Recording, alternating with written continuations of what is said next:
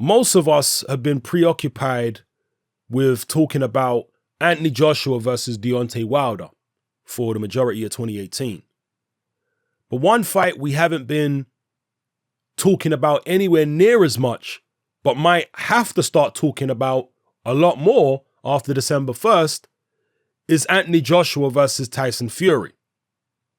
If Fury manages to beat Wilder, then the heavyweight landscape changes and the hot topic for discussion changes. How do you see this fight going down if it were to happen in 2019? Joshua versus Fury. Will the fight even happen? That's probably the first question I have to ask you guys, because Tyson Fury seems to think it's never going to happen. His official explanation is that Anthony Joshua's scared. He's a coward. He's being protected by Hearn. This is what Fury comes out with. But if you look at Tyson Fury's history, when it comes to talking about Anthony Joshua, has he been very accurate or has he been more inaccurate? Because Tyson Fury was the guy who bet several £1,000s on Charles Martin to beat Anthony Joshua. Tyson Fury and his dad John, well certainly his dad John, was saying that Eddie Hearn would never put Anthony Joshua in the ring with Klitschko. Eddie Hearn would never put Anthony Joshua in the ring with Joseph Parker. This is what Tyson Fury's dad was saying. And correct me if I'm wrong, but I'm pretty sure Tyson Fury said similar things about one or both of those fighters. So Joshua has definitely proven the Furies wrong, at least Tyson and his dad John, on a number of occasions. Most famously against Charles Martin, because Tyson Fury lost money. So how good are they at assessing what Anthony Joshua is all about and how good he is, given their track record? Yeah?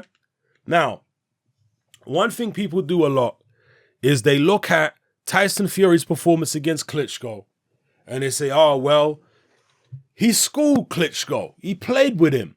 He didn't have any issues at all. But look at Joshua. He went life and death with him. Life and death with an old man. About 18 months after I schooled him and toyed with him. That shows that Fury beats Joshua every day of the week and twice on Sunday. But as I've said in another video today, boxing don't work like that. Linear logic don't apply to boxing. Just because fighter A beats fighter C and fighter B beats fighter C, it don't mean fighter C can't beat fighter A. Boxing is chess, it ain't checkers. It's rock, paper, scissors. Styles make fights. How would Joshua's style match up against Fury's style? Would Fury simply be able to mess Joshua around with feints and movement and fluidity for 12 rounds the way he did against Klitschko? Would that work against Joshua? Would it make Joshua equally as hesitant? Or would Joshua let his hands go more? Would Joshua apply more pressure? Would Joshua force Fury to earn his respect rather than him just giving the respect based on what? On a few feints and a bit of movement? Certain fighters want you to prove to them that you deserve their respect. You better hit them with something serious. If you don't hit them with something serious, they're coming for you. All those feints and all that stuff, they ain't going for it. What they're going for is your jugular. Tyson Fury is not known as a devastating puncher. That don't mean he can't punch. That don't mean he couldn't hurt Anthony Joshua.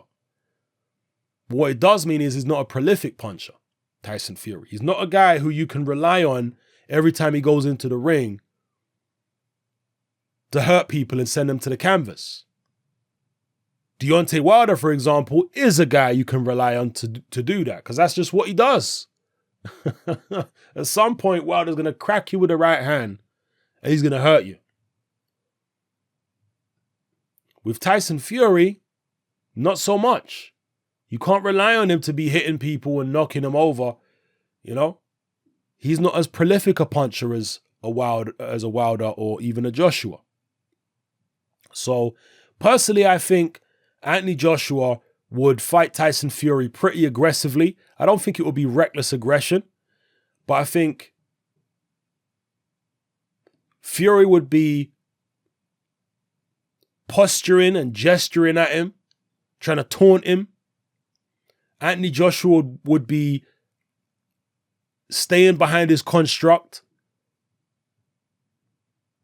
trying to get good solid shots in where he can, you know, starting off with the jab, going to the body where he can, and up close, when they get into the clinches, trying to be rough there. I think it would be far more competitive than a Klitschko fight. I'm not here to pick a winner today, but I think it will be far more competitive than the Klitschko fight. Joshua's younger, he's more hot-headed, and he's more naturally aggressive than Klitschko anyway. So for those reasons, yeah, I think Joshua would be far more dangerous for Tyson Fury than Klitschko was, stylistically. And in his mentality, I think he'd be more dangerous. But would that result in a Joshua victory? It remains to be seen. Hopefully they get in the ring and they can settle the score. You know, we can find out. But I just hope Tyson Fury starts sounding a little more positive about it, because the way he's been carrying on over the past year or so, talking so negatively about the Joshua fight, it makes me wonder whether he really wants the fight. You know? If you really want the fight, stop pushing it away and acting like it's never going to happen. If you really want the fight. You know, it sounded like Amir Khan when it come to Kell Brook. That's what Khan was saying a couple years back. He's like, I don't think the Brook fight will ever happen. You know? Don't talk like that. So anyway, let me know what you guys think in the comment section below. Joshua versus Tyson Fury. Excuse me. Would Tyson Fury wrap Joshua up like a cat with a ball of wool? Or would Anthony Joshua manage to chop Tyson Fury down like a tree? How would it go? Would it go to points? Would it be a knockout? Would it be a close fight? Would it be a whitewash? Let me know what you think in the comments, people. It's happening, I'm out. Join me on Patreon. I upload a minimum of 2 podcasts every single week, covering a wide variety of controversial topics, as well as live stream Q&A sessions. Take a look on screen right now at some of the podcasts I've produced so far. For just $3 a month, the equivalent of about £2 a month, you get access to all my new podcasts and my entire back catalogue of past podcasts, including my popular Confessions of a Nightclub Bouncer series. You can listen on your computer or on your smartphone or tablet by downloading the Patreon app from the Google Play Store or the App Store for free. The Patreon app also allows you to download each podcast in MP3. For less than the price of a cup of coffee, you get access to dozens of hours of exclusive content. It's easy to sign up, there's no contract, and you can cancel at any time. So come and join our community of free and critical thinkers by signing up with me here on Patreon today.